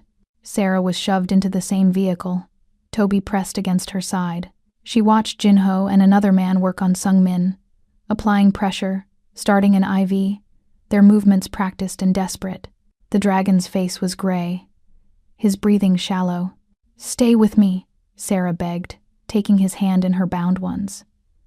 "Stay with me, you bastard. You don't get to die after everything we survived." His fingers twitched in hers, barely, but enough. The underground clinic was a sterile nightmare of fluorescent lights and the smell of antiseptic. Doctors swarmed Sungmin the moment they arrived, cutting away his blood-soaked shirt, shouting medical jargon Sarah didn't understand. She was pulled aside, her zip ties cut, Toby taken to another room to be checked for injuries, and then there was nothing to do but wait. Hours passed. Sarah sat in a plastic chair, staring at her hands, still stained with Sungmin's blood, and tried to process what had happened. He'd taken a bullet for her, had run into gunfire without hesitation because the alternative was watching her die. No one had ever done that for her, ever valued her life above their own. The doors to the surgical suite finally opened. A doctor emerged, exhausted but steady. "He's alive." The bullet missed his heart by inches, collapsed a lung, broke 2 ribs, but he's alive. He's in a medically induced coma, while the worst of the trauma heals. The next 48 hours are critical. Sarah nodded numbly. "Can I see him?" "He's not conscious." "Can I see him?" The doctor sighed. 5 minutes. Sungmin looked smaller in the hospital bed, hooked up to machines that beeped and whirred. His chest was bandaged, his face pale beneath the oxygen mask. Sarah pulled a chair close and took his hand, careful of the IV lines. "You're an idiot," she told him, her voice breaking. "A reckless, self-sacrificing idiot. And if you die, I will find a way to bring you back, just so I can kill you myself." His fingers twitched. Not much, but enough to feel deliberate. "I mean it," Sarah continued, tears streaming down her face. "You don't get to leave me. Not now. Not after you made me care. Not after you made me believe I was worth protecting." The door opened behind her. Jin-ho entered, his expression grim. "We have a problem." Sarah wiped her eyes. "What kind of problem?" The uncle escaped in the chaos. And the other lieutenants.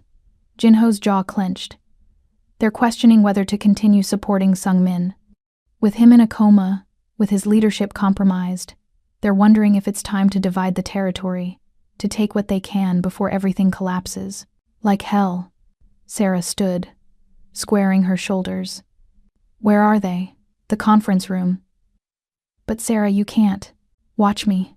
She marched out of the hospital room, Jin-ho scrambling to follow.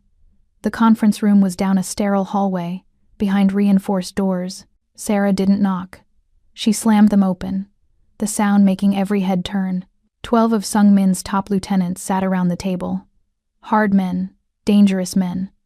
Men who'd killed and bled and built an empire through violence. And they were arguing about abandoning the dragon now that he was wounded. Sarah walked to the head of the table, where Sung Min's empty chair sat. She didn't ask permission. She sat down, folded her hands on the table, and stared at each man in turn until they squirmed. "I understand there's been some confusion," she said quietly. "Some question about leadership, about loyalty, about whether it's time to cut your losses." "Miss Collins," one of them started. "This isn't personal, it's business. With Sung Min incapacitated, we need to think about the locket." Sarah reached up, pulled the chain from beneath her shirt, let the pendant fall against her chest. "This is what you want, isn't it? The access codes to billions. The key to everything Sung Min has been rebuilding." The room went silent. "Let me be very clear," Sarah continued. "This locket opens for one person. Me. And if I die, it triggers a failsafe that destroys every byte of data. Permanently. Irrevocably." She leaned forward. "So here's what's going to happen. You are going to sit in your chairs, shut your mouths, and wait for your boss to wake up. You are going to continue operations exactly as he instructed, and you are going to remember that the only thing standing between you and bankruptcy is the woman sitting in his chair. You think you can threaten us?" One of the younger lieutenants stood, his hand moving toward his weapon. "You're nothing. Just some waitress," he decided to. Sarah pulled a gun from her jacket, one of Sung Min's, lifted from his bedside table, and pointed it at the man's chest. Her hand didn't shake. "Sit down." The lieutenant's eyes widened. He sat. "I am not nothing," Sarah said, her voice steel wrapped in silk. "I am the woman your boss took a bullet for. I am the woman who survived assassination attempts, torture, and betrayal. I am the woman who raised his son, unlocked his stolen fortune, and stood beside him while he burned his enemies." She set the gun on the table with a soft click. "And I am the woman who will put a bullet in anyone who tries to take this empire apart while he recovers. Are we clear?" Slowly, one by one, the men nodded. "Good." Sarah stood. "Jinho will coordinate daily operations. Any major decisions get run by me first. And if anyone has a problem with that arrangement," she picked up the gun again, "my door is always open." She walked out, her legs somehow steady, her heart hammering against her ribs. Only when she was back in Sung Min's hospital room, door closed, did she allow herself to collapse. She'd just threatened a room full of killers, had bluffed her way into running a criminal empire. And somehow, impossibly, they'd believed her. A soft sound made her look up. Sung Min's eyes were open, just barely, glazed with pain medication but aware. He was looking at her with an expression she couldn't quite read. "You heard that," she whispered. His hand moved, gesturing weakly for her to come closer. Sarah approached the bed, and Sung Min's fingers brushed her cheek, his touch feather-light. "My queen," he rasped, the words barely audible. "My fierce, ruthless queen." Then his eyes closed again, slipping back into medicated darkness. But Sarah saw the smile on his lips, the pride in that small curve. She'd terrified a room full of criminals, had claimed authority she had no right to, had transformed from prey into predator in the space of one conversation, and the dragon approved. Sung Min recovered slowly. The bullet wound healed, the collapsed lung reinflated, but the real damage was to his reputation. Word spread through the underworld. The dragon had been wounded, had bled. The other families began testing boundaries, probing for weakness. It couldn't continue. Sung Min needed to demonstrate strength, needed to remind everyone why crossing him was fatal. He proposed a wedding, not to Sarah. Not yet, though the promise hung unspoken between them. A political wedding to Min Seo, the daughter of the most powerful rival family. A union that would cement the peace, bring together the two largest territories, end the possibility of future conflicts. It was strategic, practical, exactly the kind of move a smart leader would make. Sarah hated it. "You can't be serious," she said when he told her. They were in his penthouse, a new one, since the old had been too compromised. This space was colder, more fortress than home. It's necessary. Sung-min was standing by the windows, backlit by the city lights. 3 weeks out from surgery, and he still moved carefully, his chest bound beneath expensive shirts. Minseo's father controls the port access. He wants my uncle dead as much as I do. The man is a loose cannon threatening everyone's business. That's why they agreed to the theater. So Minseo knows? She knows. She gets the publicity of a royal wedding, I get my trap, and tomorrow we quietly annul it, citing political differences. Everyone wins. Except my uncle. This wedding is the only way to force him out. He'll see it as the final insult. Me marrying into the family that should have been his allies. He'll make a move. And when he does, we'll be ready. Sarah understood the strategy. Hated that she understood it. And what am I in this scenario? The mistress you keep on the side? You're the trap.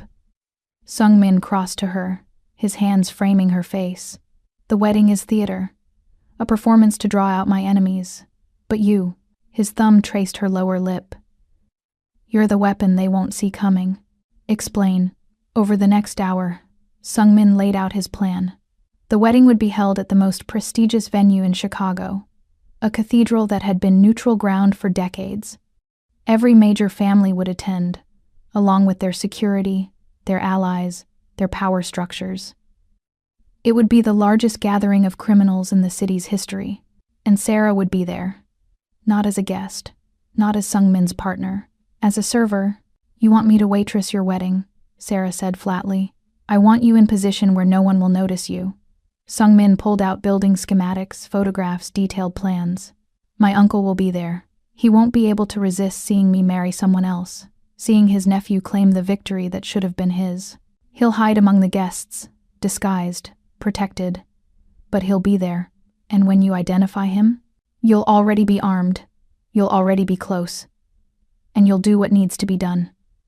Sung-min's eyes were dark, serious. This isn't about me proving I'm strong enough to lead. This is about us proving we're stronger together. That you're not just my partner, you're my equal. Sarah thought about it. About the symmetry of ending where they'd begun. In a room full of people who didn't see her, carrying a message meant to save or destroy. I want Toby safe, she said. Somewhere far from the city. Somewhere your uncle can never find him. Already arranged. Jinho is taking him to Seoul tomorrow. My mother's family will protect him. Sarah nodded slowly. And after? When this is over? Sung-min pulled her close, careful of his still healing ribs. After, we rebuild. We create something different. Still dangerous. Still powerful. But ours. His lips brushed her temple. No more secrets. No more lies. Just us and the empire will forge together. You're asking me to become what you are, Sarah said. A killer. A criminal. A monster. I'm asking you to become who you already are. Sung-min's hand tilted her chin up, forcing her to meet his eyes. You stood in front of my lieutenants with a gun and made them kneel. You've survived assassination attempts. Raised my son. Unlocked billions. You're already a monster, Sarah. I'm just asking you to own it. She kissed him then. Fierce and desperate, pouring every complicated emotion into the press of lips and teeth and tongue. Sung-min responded with controlled passion, his hands in her hair, his body a line of heat against hers. When they broke apart, both breathing hard, Sarah whispered, "Let's paint the altar red." Sung-min's smile was sharp as broken glass. That's my queen. The wedding was beautiful in the way disasters were beautiful. All white flowers and candlelight masking the violence beneath. Sarah, dressed in the black and white uniform of the catering staff, her hair pulled back, makeup subtle. She looked like every other server in the venue. Invisible, forgettable, perfect. She worked the floor with practiced ease, carrying champagne flutes and hors d'oeuvres, her eyes constantly scanning. Sung-min stood at the altar in a black tuxedo, easily more expensive than anything she could afford, looking every inch the powerful leader. Minseo beside him was lovely. Delicate features, traditional dress, playing her role perfectly. The ceremony began. Sarah moved through the crowd, serving drinks, listening to conversations. The guests were exactly who she'd expected. Family heads, high-ranking members, politicians on criminal payrolls, the kind of people who shaped cities through violence and money. And there, sitting 3 rows back, partially hidden by a larger man, was Sungmin's uncle. He disguised himself well, different hair, prosthetics, changing his face shape, clothes that made him look 20 years older. But Sarah recognized the way he held himself, the hatred burning in his eyes as he watched his nephew marry into power. She approached his row from behind, keeping her face angled away, her hair dyed a severe black and styled to change her profile. "Champagne, sir?" The uncle didn't even turn his head. He was too focused on the altar, too arrogant to look at the help. He waved a hand dismissively, refusing the drink without making eye contact. Sarah smiled at the back of his head and moved on. Her hand brushed the serving tray, fingers finding the familiar shape hidden beneath. Not a submachine gun. Too obvious, too loud, something more elegant. A pistol with a suppressor, sleek and deadly. The ceremony concluded. Sungmin and Min Seo sealed their union with a kiss that looked convincing enough to fool everyone except Sarah, who could see the calculation in the dragon's eyes. They processed down the aisle, and the guests began to mingle, moving toward the reception hall. This was it. The moment of chaos when attention would be divided. Sarah caught Sungmin's eye across the room. He gave the smallest nod. She dropped the serving tray. The crash was loud enough to make everyone turn. Sarah apologized profusely, bending to clean up the mess. And as she crouched, her hand slid beneath her uniform jacket, found the weapon. The uncle was moving, trying to slip out in the confusion, trying to escape before he was recognized. Sarah straightened, the weapon concealed beneath a thick, folded service towel draped over her arm, and walked directly into his path. "Excuse me, sir," she said sweetly. "You dropped this." She pressed the towel-covered muzzle against his ribs. The uncle looked down, saw the weapon, and his eyes went wide with recognition. "Hello," Sarah whispered. "Remember me?" She pulled the trigger 3 times. The suppressor made the shots sound like champagne corks popping. The uncle stumbled backward, clutching his chest, blood blooming across his stolen vest. Sarah dropped the napkin, stepped back, and screamed, "He's got a gun." Chaos erupted. Security swarmed. Guests scattered. And in the confusion, Sungmin was there, pulling Sarah aside, positioning himself between her and the cameras. "Clean?" he murmured. "Gloves. No prints." Weapon was cold. Untraceable. Sarah's hands were steady. Her voice was calm. She'd just killed a man in front of hundreds of witnesses, and she felt nothing but satisfaction. Perfect. Sungmin's hand found hers, squeezed once. "Wait for my signal." The venue descended into controlled chaos. The uncle was pronounced dead at the scene. Security footage was immediately confiscated. Witnesses gave contradictory statements, some saying they'd seen the uncle pull a weapon, others claiming a server had screamed first. By the time police arrived, the story was airtight. A deranged criminal had infiltrated the wedding, attempted to assassinate the groom, and was shot by security. Tragic, unavoidable, case closed. Sarah slipped out with the other catering staff, changed in a service bathroom, and emerged in the simple black dress she'd worn beneath the uniform. She walked out the front entrance like any other guest, got into a waiting car, and was driven to a secondary location. Sungmin met her there an hour later, no longer in his tuxedo. "It's done. My uncle is dead. The families are unified. The territory is secure. And your bride will be annulled by morning." She knew the truth, that the wedding was theater. Her father got what he wanted, my public alliance. I got what I wanted. My uncle dead and my position uncontestable. He approached Sarah, his movements predatory. "And you got your revenge." Sarah thought about the uncle bleeding out on the cathedral floor, about her father rotting in a prison cell, forgotten, about every person who'd tried to use her, hurt her, make her small. "No," she said quietly. "I got my power." Sungmin's expression shifted, pride and desire, and something darker mixing together. "Say it. Say what you are." Sarah met his eyes. "I'm the queen of this city, partner to the dragon, mother to the heir, the woman every enemy will fear and every ally will respect. She stepped closer, her hand sliding up his chest. I'm yours, and you're mine. And together, we're going to burn anyone who forgets it. Sungmin's control snapped. He kissed her with bruising intensity, hands fisting in her hair, body pressing hers against the wall. This wasn't gentle, wasn't tender. This was claim and conquest. Two predators recognizing each other as equals.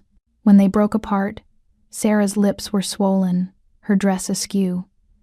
Sungmin looked equally wrecked, his careful facade cracked to reveal the hunger beneath. Come home with me, he said, his voice rough. Let me show you what you've earned. What have I earned? Everything. His hand cupped her face. My empire, my loyalty, my protection. He stopped, the word catching in his throat. Your what? Sarah pushed. My heart. The admission seemed torn from him. You have my heart, Sarah. What's left of it? Whatever parts aren't already scorched by violence. They're yours. Sarah felt tears burning her eyes. I love you, and I hate that I love you, and I wouldn't change a single thing about how we got here. Neither would I. Sungmin kissed her again, gentler this time. Come home. Let me worship you the way queens deserve. They drove through Chicago in the back of an armored car, the city lights streaking past. Sarah's head rested on Sungmin's shoulder, his arm around her waist, both of them silent and content, the dragon and his queen. The monster and the woman who'd become monstrous to stand beside him. Tomorrow they would deal with the politics, with consolidating power, with teaching Toby what it meant to be an heir to darkness. But tonight was theirs. The car pulled into an underground garage. They rode the elevator to a penthouse neither had been to before. A clean slate, a new beginning. When the doors opened, Sarah saw that Sungmin had prepared. Candles lit the space. The windows showed the city spread beneath them like a conquered kingdom. One more thing, Sungmin said, pulling a small box from his jacket. Sarah's breath caught. Is that?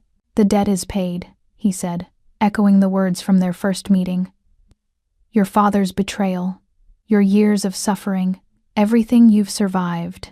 He opened the box, revealing a ring that was somehow both beautiful and dangerous. A black diamond surrounded by smaller stones that caught light like stars. Now I'm the one who owes you. For saving my son, for saving my empire, for saving me. He dropped to one knee, and Sarah's hands flew to her mouth. Marry me, Sungmin said simply. Not for politics, not for strategy. Marry me, because you're the only person I've ever trusted. The only person I've ever... He swallowed hard. The only person I've ever loved. Sarah dropped to her knees beside him, taking his face in her hands. Yes, yes to all of it. The empire, the danger, the life that will never be normal. Yes to you. He slid the ring onto her finger, and it fit perfectly. Of course it did. The dragon had always been meticulous. They stood together, and Sungmin swept her into his arms, carrying her toward the bedroom. Sarah laughed, the sound bright and genuine, the first time she'd laughed without restraint in longer than she could remember. I'm going to ruin you, she warned. You already have, Sungmin replied, and I've never been happier. He laid her on the bed with reverent care, his hands mapping her body with touches that promised worship and possession in equal measure. Sarah arched into him, giving herself over to the dragon's fire, letting herself burn. Outside, the city pulsed with life. Somewhere, in a prison cell, her father rotted. Somewhere, in Seoul, Toby was safe with Sungmin's family. Somewhere, the empire they'd bled to build was settling into new patterns. But here, in this moment, there was only Sarah and Sungmin, the waitress and the dragon, the monster and the queen.